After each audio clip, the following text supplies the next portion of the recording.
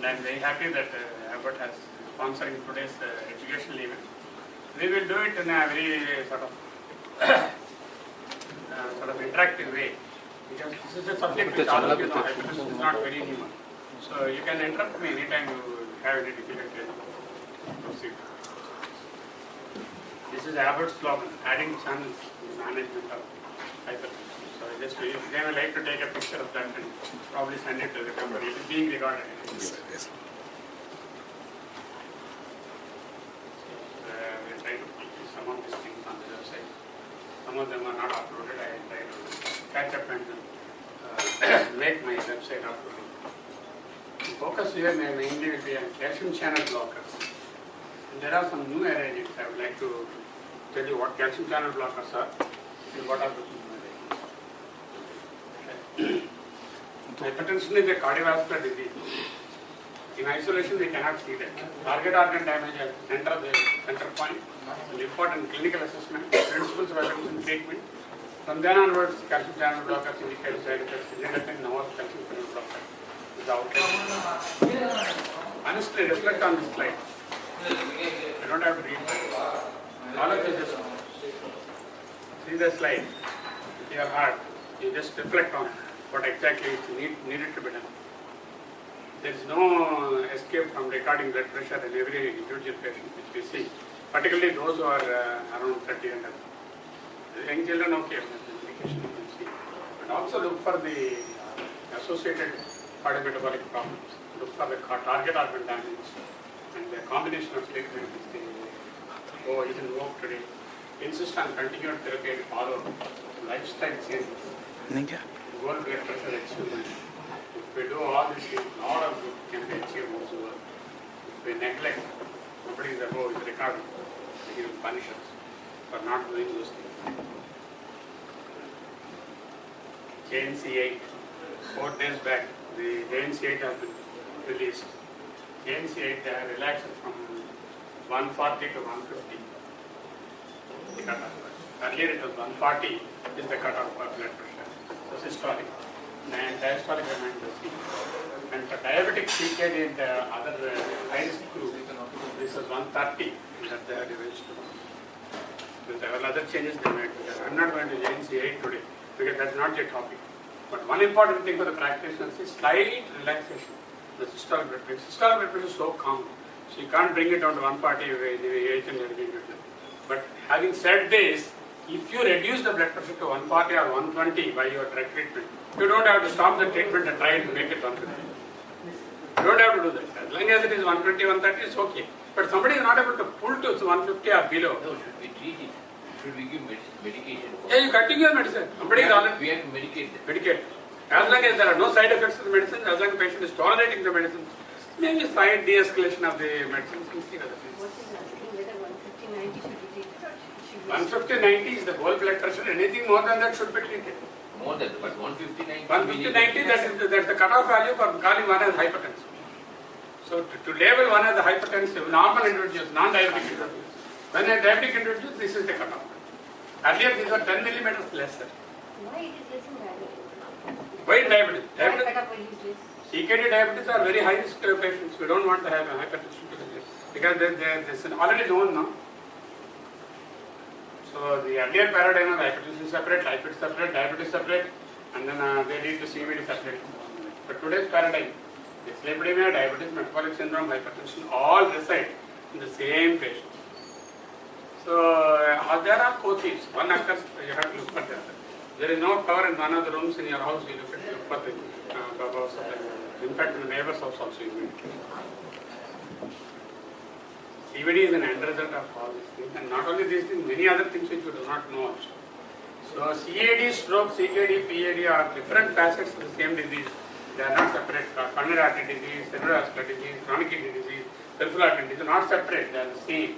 They are encompassed in the same common soil hypothesis, or the same pathophysiology guides them. So it's important to know that. The wisdom of hypertension, it is wrong to consider hypertension as an isolated disease. Just like fever. Fever you just don't treat fever just by patch. Identify what is the cause of fever. Hypertension is so seven elements. So the truth is hypertension, diabetes, dyslipidemia, obesity often coexist. And that the four pallbearers to the grave of the coronary artery disease are serious. For all of them, primary and secondary prevention by total lifestyle is the answer. This is what we have been discussing in other conferences also. Total lifestyle is the background, it's running, and you don't have to say about that. Even if somebody is non-hypertensive, somebody is non-diabetic, still lifestyle has to be applied. Because you want to prevent disease, isn't it? The best doctors always prevent disease. They don't wait for the disease to come. This is the wisdom of hypertension. Where are we moving? On blood pressure. People think BP bar in our road. Patient is only worried about what is the blood pressure here. But we shouldn't be stopping short there. So, blood pressure to systemic vascular disease. And then from there we are going to say it is a cardiovascular disease. Then we say it is a cardiovascular and endocrine disease. And now it's a cardiovascular, endocrine and metabolic disease. Hypertension no more is a resides in the arm. It is a cardiovascular, metabolic, endocrine disease. Now, BP measurement, contralateral arm, all arms, weight, waist circumference, BMI, peripheral pulses, ABI, carotid bruise, thyroid examination, hypo and hyper features of thyroid, cardiovascular system examination, masses, bruise of the aorta, then renal artery bruise, aortic pulsations, fundus examination for retinopathy. These are all part of routine hypertensive examination.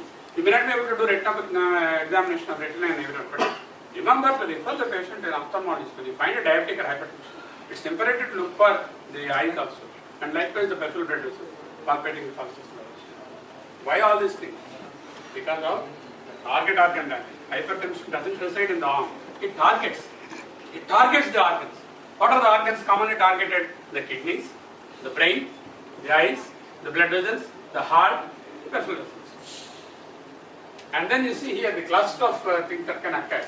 Starting from coronary artery disease, heart failure, stroke, cerebral hemorrhage, chronic kidney failure, hypertension, encephalopathy, retinopathy, peripheral vascular disease, aneurysms, respiratory hypertrophy, myocardial infarction. All are central mechanism. One of the central mechanisms is hypertension. Hypertension paves way for any one of those things, coupled with, of course, other friends like diabetes, dyslipidemia, obesity, smoking, whatever. They're all vascular. The target organ damage is mainly vascular damage, and we cannot but emphatically say that I have examined a patient of hypertension correctly only when we have looked at the target. Just taking the blood pressure, trying to prescribe a medication is a sin. Remember, you have to look for the target organs, particularly the force. How is the retina? How is the heart? Is there a LVH and then LV failure?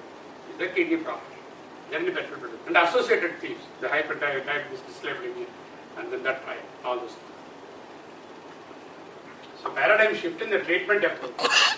Earlier days, around 30-40 years, probably you use Arcamin or whatever it is, or you use water pins or Pasil. Only botheration is to bring the arm blood pressure. Don't bother about target. Today the thinking is not that, because you must strive to achieve, alter the modifiable risk factors, keep the revise it to 150, because inner slates have not revised. So now the cutoff is now 150, not 140. Prevent or halt target organ damage of all these organs. Prevent or control diabetes as far as possible, because this is a murderous combination. Hypertension and diabetes together, they are like two daggers in the heart, one shot. Okay? And then prevent or control the dyslipidemia, reduce morbidity and mortality, improve the quality of life or quality adjusted life. This paradigm shift in the approach to treatment. Today, if I am a practitioner, I want to treat hypertension. Not only I bring down the blood pressure, I see that the target organ damage is identified and minimized. I see the core risk factors like diabetes and other things are identified and they are also addressed. The same thing holds good for diabetes also. If you see a patient with diabetes, you cannot just stop short of blood sugar with the examination. You have to look at target organs. You have to look at the other comorbidities associated with those things. So one important target is the left ventricular hypertension. The earliest damage that can occur is because of high thrust pressure, systolic and diastolic. The left ventricular mass increases. As you see, a normal being 10 millimeters, 25 millimeters left ventricular muscle thickness. So we don't require to do a sort of cross-section like that. There are many modalities to find out, right from looking at an ECG and echocardiogram. Echocardiogram is the best way of picking up LVH. So Every patient of hypertension, at least once in 2-3 years, you should have cardiac arrest. Initially, to start with, then only you will be able to identify the LVH. Otherwise, LVH for the time you want the left lateral you put and then there is a heaving effect, left ventricle down and out 6th space, that's already burnt out. We don't want that. So clinical examination is important. If somebody is there, you pick it up. But don't wait for the clinical LVH to manifest. Don't wait for the huge cardiomegaly in the X-ray to manifest. Don't wait for the ECG changes to manifest. The earliest to intervene, you can regress the LVH. The beauty is LVH is regressive. And why LVH should be regressive? This is an ECG changes of LVH. You can see the lateral lead and the anterior lateral leads, the inverted T waves, and then very high voltage QRS complexes. Because the left ventricular muscle mass is thick and the voltage there goes. So now you see this slide tells you normotensive, no LVH. The blood pressure is normal, echo shows there is no LVH. This is hypertensive and LVH. So the mortality of this group is much higher compared to that. That is the very reason I need to identify LVH as early as possible. Even if here there is a patient who is normotensive but he has got LVH and he is also having greater risk compared to hypertensive without LVH. This is to say that LVH is such an important predictor. Inner certain BP chonding a paravalya and the paravalya cancer it lies in the left ventricle. Left ventricular hypertrophy kandapudikame and the patient would have. What are the reasons for normotency and LVH? Normotency and Yeah, there. Once there is LVH, there is already the mortality is very high. Not the blood pressure. What is the normotensive, but why LVH? LVH may be due to so many reasons. Hypertension is one of the causes of LVH. Hypertension is only one of the causes of LVH. Ischemic heart disease, common causes of LVH and cardiomyopathy, alcoholic cardiomyopathy, diabetic cardiomyopathy. LVH can be due to aortic stenosis, aortic vegetation. Wherever there is LVH, the mortality is less. Irrespective of whether there is hypertension or not. If there is hypertension and also LVH, worse. Isn't it? Now, LVH is the single most important predictor and it can be regressed by diuretic, ACE inhibitors, beta blockers, calcium channel blockers, and a combination of ACE inhibitors and diuretics to the greatest. All the drugs that you have to treat hypertension, they are powerful enough to bring down the LVH. That's why you need to identify. Supposing LVH is not regressible by any of the available mechanisms, what is the fun in identifying LVH? This fellow has LVH greater risk. But since you have an intervention that is effective, all the more we should identify LVH. To here, will treatment help? Certainly. Putting the patient on treatment helps in CHF, cardiovascular, cerebrovascular events, LVH, cardiovascular events, and then of course the CH. CVA cerebrovascular accident, CVD cerebrovascular disease, and the cardiovascular disease in general, and then the coronary artery. All are reduced by treatment. That is to say that imperative to treat hypertension to the bone. Now, so we have discussed one thing. Fundamental, first pick up the blood pressure, identify the core thieves, look for the target organs. The first important target organ is the left ventricular hypertrophy. Second important, the most important thing that we always miss is the microalbuminuria. Microalbuminuria is the earliest indication of endothelial dysfunction. The earliest indication that the endothelium is crying for help. This can occur in diabetes, this can occur in hypertension, this can occur in dyslipidemia, this can occur in smokers, every hypertensive must have a microalbuminuria measured. Less than 30 albumin creatinine ratio is normal, 30 to 300 is already risk, more than 300 macroproteinuria. Spot test is adequate, you need to do the microalbuminuria as well as creatinine and relate them in a form of a ratio. Microalbuminuria, albumin creatinine ratio or protein creatinine ratio. Now you see, this slide illustrates that point. Microalbuminuria, the risk is 10 times odds ratio compared to LDL 2.2. One has got an elevated LDL 2.3 odds ratio, whereas one has got microalbuminuria 10 times the odds. So this is it not enough evidence for us to look for microalbuminuria? It's not a wonderful test, it's not a CT scan or a MRI scan. Maybe 300 rupees which patient spend, he can get an albumin creatinine ratio. Unfailingly, we have to order. So, two important messages we have got. One, hypertension we have picked up, target organ damage, core thieves. in the target organs, LVH and microalbuminuria. So far. Now, ankle brachial index. It's a very simple thing. Any one of us in our clinic can have. All you require is you require to measure the blood pressure in the lower limbs as well as the upper. Normally, the blood pressure in the lower limbs is slightly higher than the upper. That is because we are managing the biped animal and we walk and a lot of thirst is there, and even in the laying down position, the blood pressure in the lower limbs is slightly 10 millimeters higher. And the ankle by brachial should be always less than 1 or 0.9. Adoda kammi agudna, then you will be in trouble. That is what is about ABA. This is a very simple. The other important thing is dippers and non-dippers. So usually what will happen is God has given us a mechanism to protect our blood vessels in the night time, and the blood pressure dips in the night by 10 to 15 millimeters. During the daytime, the blood pressure is slightly high. Early morning surge will be there. So the earliest indication of vascular failure or vasculopathy is lack of the dipping phenomenon.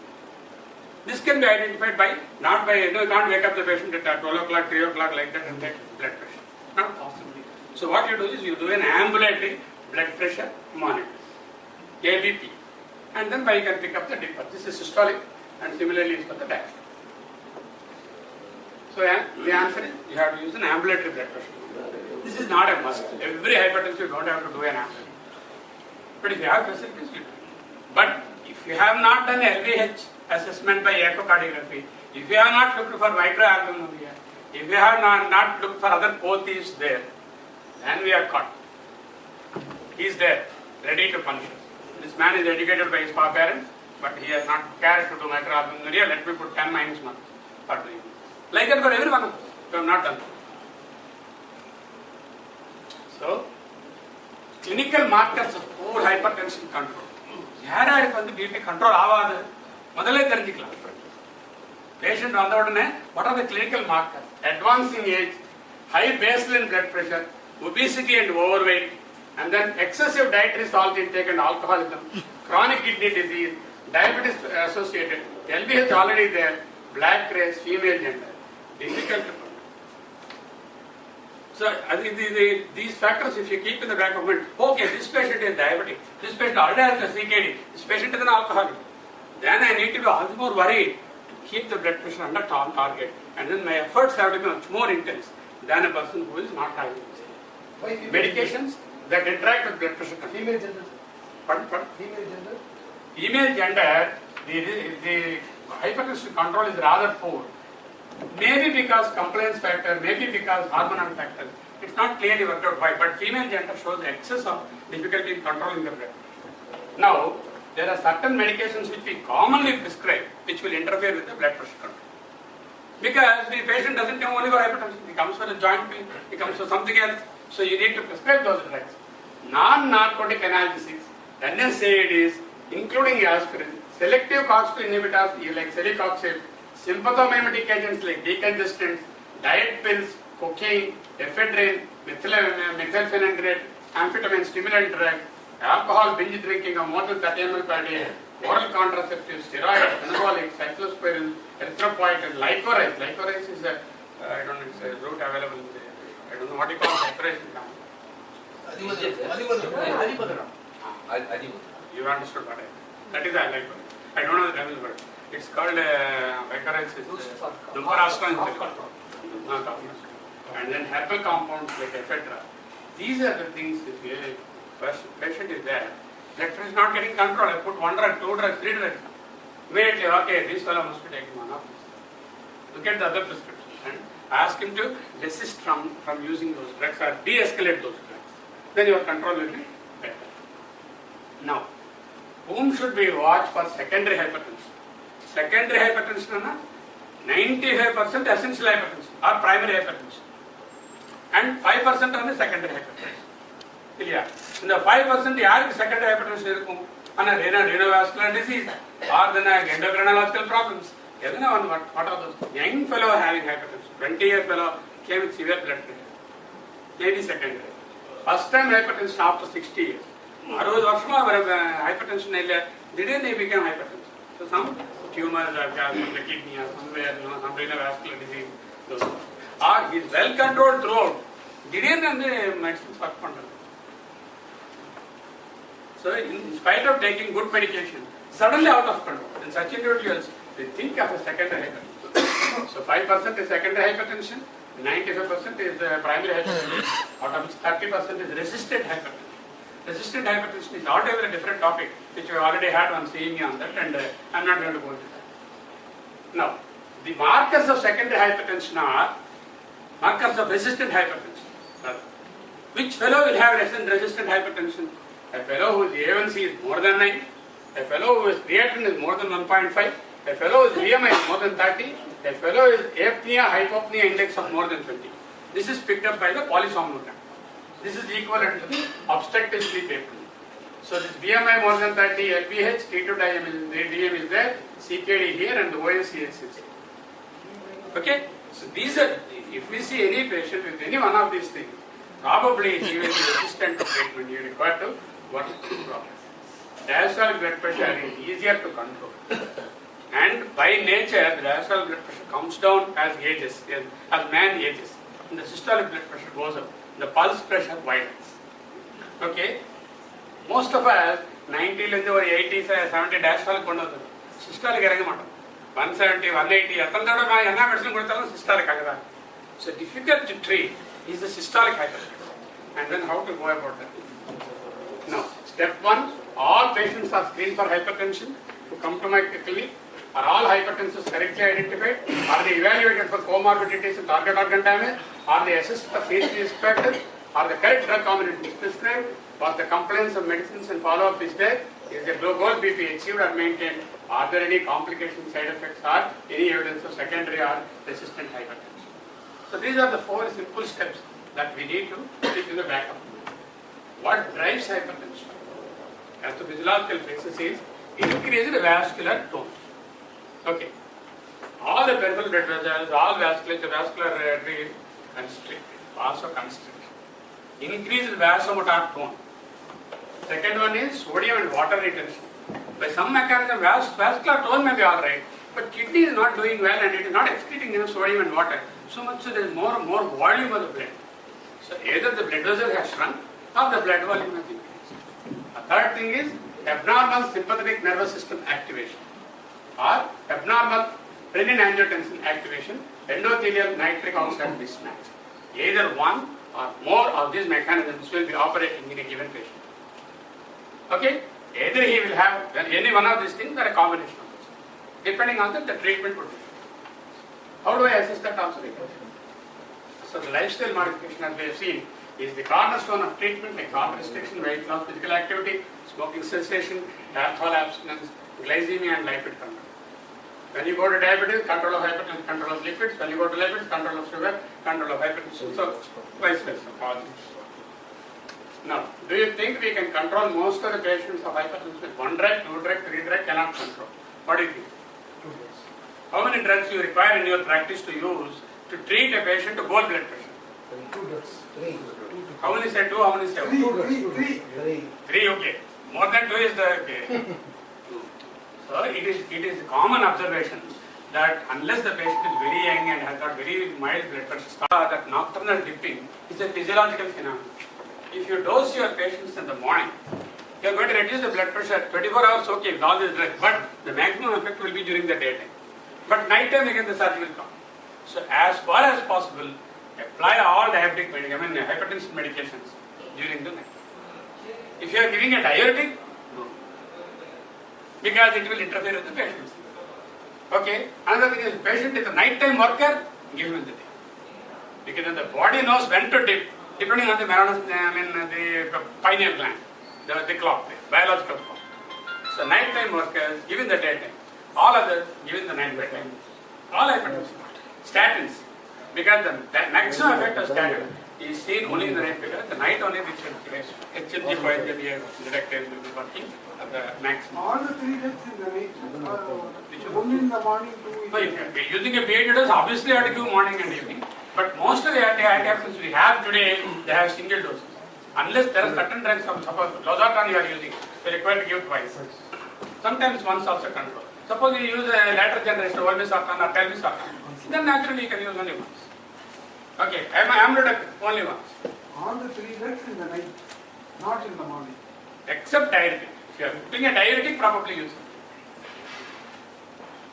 Now, what are the drugs I have? A ACE inhibitor, B beta blocker, C calcium channel blocker, D diuretic. Okay? A, B, C, D. 4 groups of drugs are there. A is ACE inhibitor, ARB. The sartans and the prils, enalapril, ramipril, and that group. And then the ARBs are the sartans. Losartan, telmisartan, olmesartan, valsartan, all those things. Okay. AT1 blockers are the ARBs. And then you have the beta blockers. And you have the calcium channel blockers. And you also have the diuretic. The alpha blockers are there, but they are not routinely used for the treatment of hypertension. Unless there is special indication, like one has got a benign prostate hypertrophy, associated hypertension, then probably you think. Even in this slide, this beta blocker also is removed. Today, we don't use beta blockers per se for the treatment of hypertension alone, unless there is an indication to give beta blocker. What is the indication? Patient must have an ischemic heart disease. Then patient must be a post-myocardial infarction. Patient must be a post-CABG. Must be a post-PTC. There must be a reason to believe that the reason to give a beta blocker. Otherwise, beta blockers are not in the armamentarium of treatment. Now, what are we left with? ACE inhibitor, ARBs, calcium blockers, and diuretic. Only 3 groups of drugs. So this is how that is not used. Now, you see, diuretic, ACE inhibitor, ARB, beta blocker, calcium channel. Green is better. At least green is violet color are okay. But red is okay. The more reds you have, those drugs are no use. That's why beta blockers are not used. They reduce the blood pressure very well, but they don't address the target organs. They don't address the vascular. They are not lipid friendly. They are not glucose friendly. They produce peripheral arterial disease. For so many reasons, we don't use beta blockers per se in the treatment of hypertension alone, unless it is associated with ischemia. Calcium channel blockers, you see, more or less, neutral or good. ACE inhibitor is also very good. Diuretic, they have some negative. This slide, I think I will share this on the net so that you don't have to. Just if you understand the principle of it, it is okay. So non-compliance for treatment of hypertension very, very common. Medicine prescribe பண்ணுங்க 15 நாள் எடுத்துக்கிறேன் sir BP நல்லா ஆயிடுச்சு sir stop என்னப்பா ஏன் பண்ணிருக்கீங்கன்னா cure ஆயிடுச்சு sir BP ஒண்ணுமே தெரியல சார் எனக்கு பிபி எனக்கு தெரியும் sir what is the common symptom of hypertension asymptomatic 90% of the fellows will not have any symptoms. You should not wait for somebody to have a symptom of hypertension. You are wrong, you are a bad doctor. You are waiting for symptomatic hypertension. Hypertension is an asymptomatic illness. So you cannot wait for the symptoms to occur. So complexity of the regimen, side effects of the drugs, target organs complications, multiple medications, comorbidities, lack of understanding of gravity of the disease. BP தானே சொல்லியிருக்காங்க எனக்கு BP இருக்கு sir BP ஆனால் அவ்வளோ பொண்ணும் இல்லையா sir ஒரு 180 அவ்வளோதான் உண்மை கிடையாது. So they think that it is a very minor disease. They don't understand the seriousness and they don't have the concept of target organ damage. பிபினா இங்கே மட்டும் இருக்காது பார்த்து எல்லா இடத்துல போய் சாவடிக்கும் அன்ற வார்த்தை அவங்க சேர்த்தாங்க. They must get into the brain. False belief that hypertension got cured, social and economic and personal reasons, of course, money இல்லை. நீங்கள் நல்ல ட்ரக்ஸ் ப்ரிஸ்கிரைப் பண்ணீங்க ஒரு மாத்திரை 7 ரூபாய் டெய்லி காலையில் 1 சாயந்தரம் 2 மாத்திரை போட சொன்னீங்க எனக்கு வரதே ஒரு நாளைக்கு 100 ரூபாய் வருது நான் என்ன மாத்திரை சாப்பிடணும் again go back to Atenolol, go back to government sector, they give an Atenolol whatever they have. Atenolol is banned in many countries for hypertension. Okay, if one prescribes Atenolol for hypertension, he will be looked like a madman in the Western world. Now பைத்து பிடிச்சாலா நீ எதுக்கு பிபிக்கு Atenolol கொடுக்குறீங்க, but we still continue. That's our story. What are the drug classes we have got? ACE inhibitors, ARBs, they rank number 1 as far as treatment of hypertension. But our topic today is calcium channel blockers. Don't worry about that. We will see what is science and what is the role of calcium channel blockers we will see. And then of course time. And then you have got in red the beta and alpha blockers, which were the drugs used and no more used for hypertension alone, unless there is an associated reason to prescribe beta. Now coming to the calcium channel blockers are classified as these types. Dihydropyridines, nifedipine, nitrendipine, philodipine, amlodipine, இந்த மாதிரி DEPINE அது எது வந்ததுன்னா அதெல்லாம் They belong to the hydropyridines, dihydropyridines. That is one group. The other group is non-dihydropyridines, has two are there. Phenylalkylamines, benzoyl. Phenylalkylamines mean this is the group verapamil. Benzodiazepines are the diltiazem. Diltiazem and then verapamil. This is verapamil represented by verapamil. This is represented by these non-selective CCBs are not used for hypertension. So there are 4 types of calcium channel blockers. One is the DHPs. The other group are non-DHPs. Among the non-DHPs, the verapamil group and then the diltiazem group and the non-selective CCBs are not used for hypertension. So we require to know about these things. What is difference between the two? What are calcium channels? Now comes the understanding of calcium channels. Can anyone tell me what are the calcium channels? Where are they? What are we blocking? What are we trying to block? Calcium. Trying to block calcium Trying to block calcium where? in the vessels. Okay, let's show you how where you block.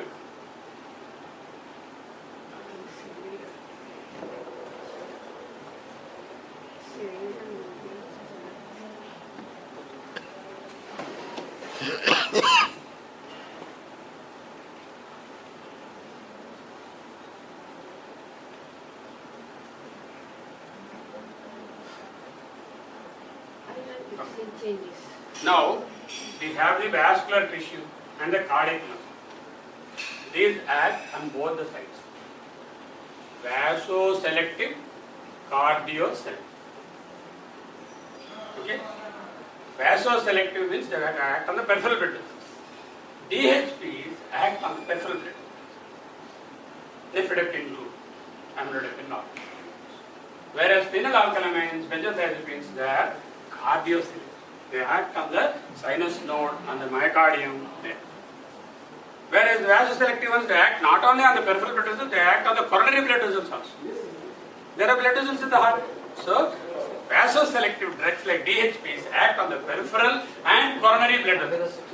They increase the size of the diameter of the something like, you know.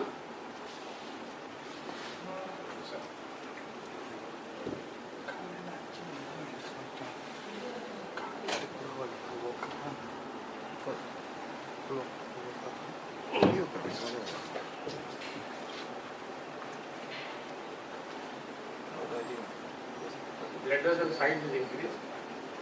Normal size, let's say it's constricted and by vasodilatation, you get a bigger size of the blood vessel. Okay.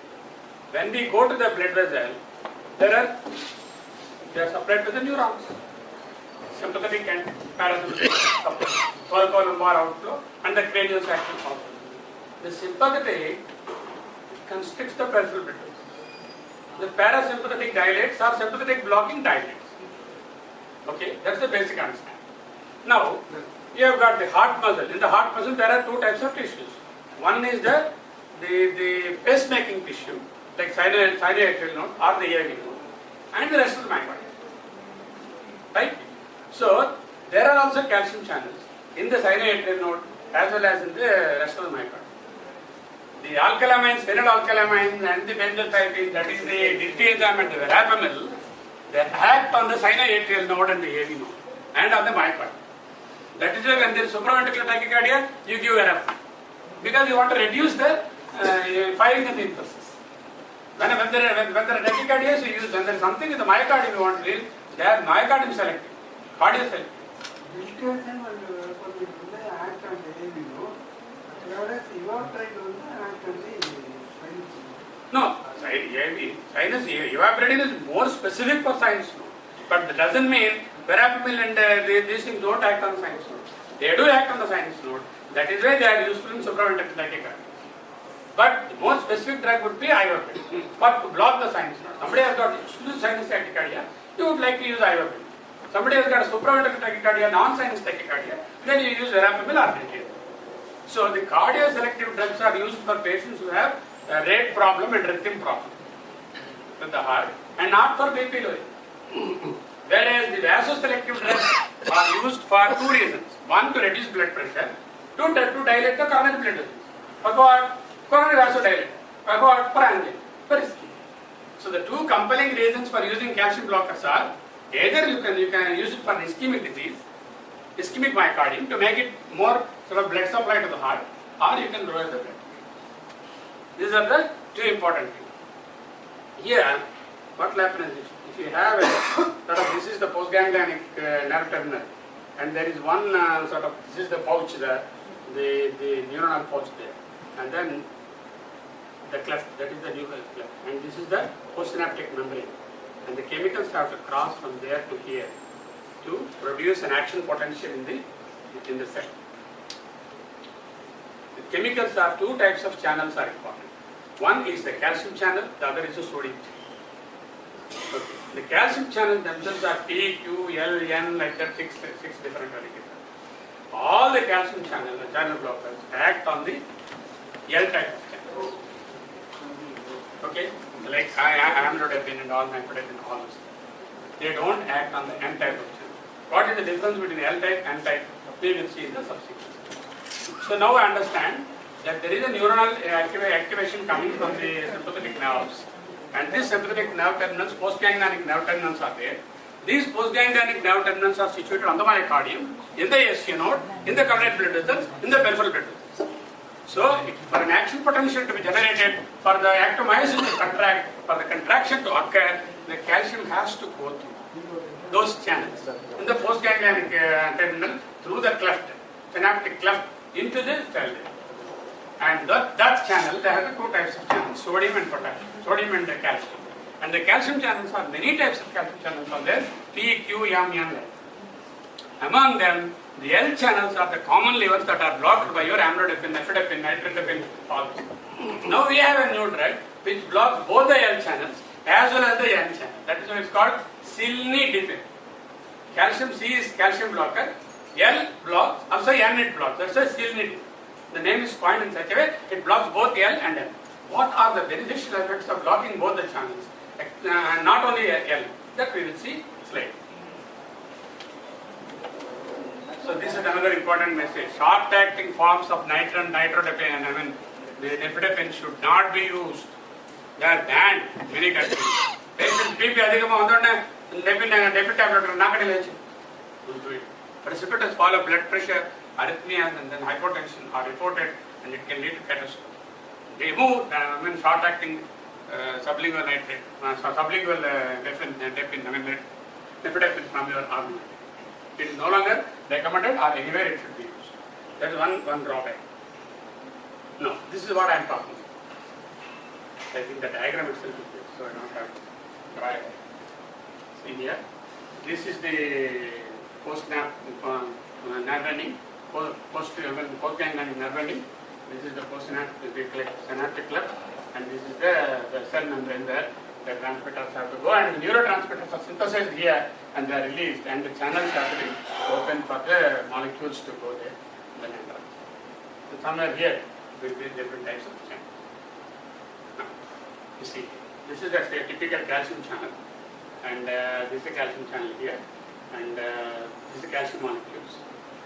They have to go down, and the calcium exactly close the channel there. They close the channel, and they block there. And this is the cytosol of the cell. Heart muscle cell does not respond to calcium signal anymore because there is no calcium coming into the. So much so what will happen is there will be less firing of the sinus node, less firing of the AV node, the dilatation of the cardiac blood vessels, all positive effects. Now you see, there are different channels. This is the, what is this? Noradrenaline, adrenaline, dopamine channels, angiotensin, noradrenaline again here, and then the you're supposed to calcium channels, and then the L channels of the calcium, the potassium channels. So many things are interlinked, and once the calcium goes, it combines with another molecule called calmodulin. This calmodulin and calcium together will activate the actomyosin, and then that produces the contraction of the muscle and vasoconstriction or firing of the impulse in the sinus. So entry of the calcium into the cell and coupling with the calmodulin is essential for stimulation of the cell and producing an action potential. So again, here the calcium is steady going. This is the L type of channels, and there are another group of channels called the N type of channels. All your calcium channel blockers block these at this level. Okay. When you block the L type of channels, what we get is action potential is not generated. The actomyosin contraction does not occur. Vasodilatation takes place. Blood pressure falls. In the sinus node is not firing unnecessarily. Sinus node is made quiet. AV node is made quiet. Myocardial relaxation occurs because myocardium is not unnecessarily stimulated. Myocytes get more time to relax. That is the positive effect. But what happens is the N channels, they are observed, and in the next slide I can probably get when we get there.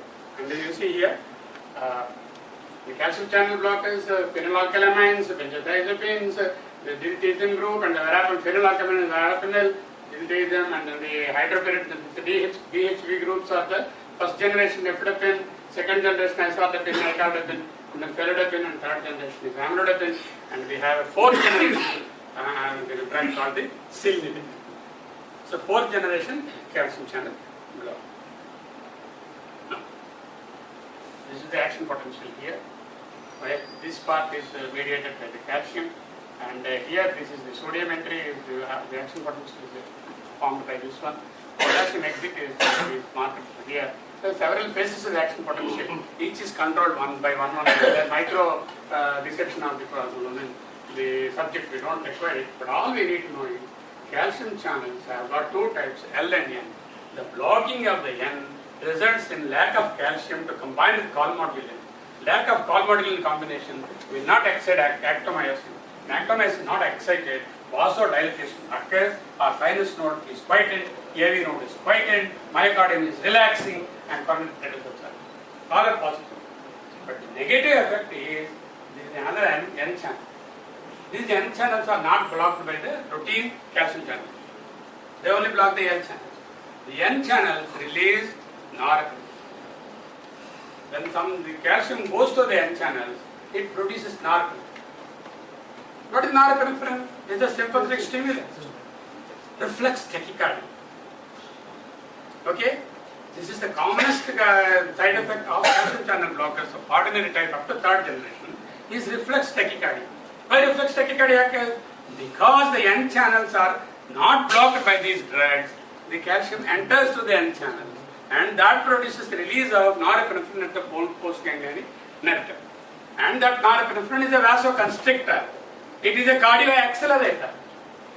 It pushes the accelerator pedal on the sinus.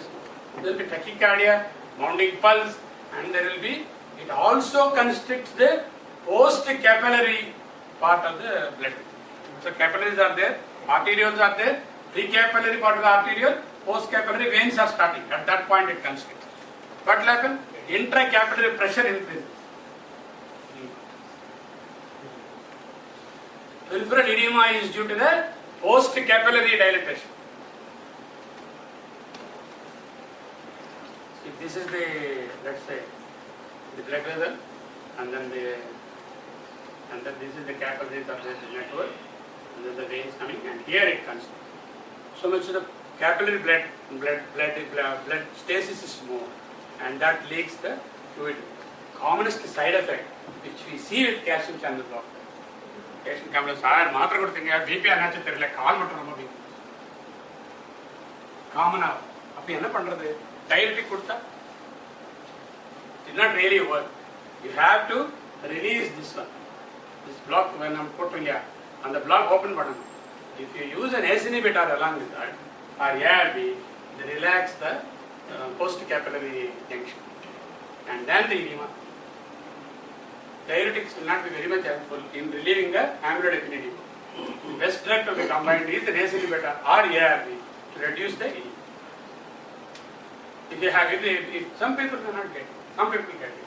And the best thing is the elevation of sodium, and also tell them not to worry too much about it. You might not kidney fail agale பயப்பட வேண்டாம். என்ன நினைப்பாங்கன்னா BP kidney problem வரும்னு சொன்னீங்க, கால் வேற வீங்கி போச்சு, நீங்க மாத்திரை கொடுத்தீங்க கிட்னி போச்சு. And we also will have a doubt. We started on the patient ACE inhibitor notorious to raise the creatinine, and when the creatinine goes up, probably they have got edema. It's a renal edema. They have a doubt. So the most important thing is edema vandadana, usually it is due to this post-capillary constriction because of the excessive sympathetic activity. Okay, so the two side effects, common side effects of calcium channel blockers are reflex tachycardia and edema. And the reason is N channels are not blocked. Now we have a drug which blocks the N channels as well as the L channels. L channel blocking already we know the positive effect. N channel blocking reduces the norepinephrine. It reduces the sympathetic feedback. It reduces sympathetic overactivity. Reflex tachycardia is abolished. Edema is much less.